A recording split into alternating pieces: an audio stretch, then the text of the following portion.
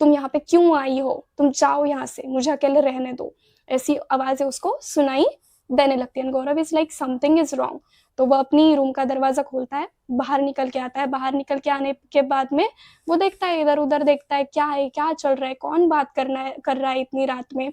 तो उसको ऐसा थोड़ा बहुत फ़ील होता है कि ये आवाज़ें जो है ना वो शायद हर्ष के रूम से आ रही है, क्योंकि गौरव के रूम के बाजू में, एग्ज़ैक्ट बाजू में हर्ष का ही रूम रहता है, राइट? तो वो हर्ष के रूम पे अभी नॉक करता है जस्ट टू चेक कि इसके रूम से तो आवाज़ें नहीं आ रही है, इसके साथ में कोई दिक्कत तो नहीं है, इसको कोई मतलब कुछ डरावना सपना-वपना तो नहीं आ रही है, जस्ट टू कन्फर्म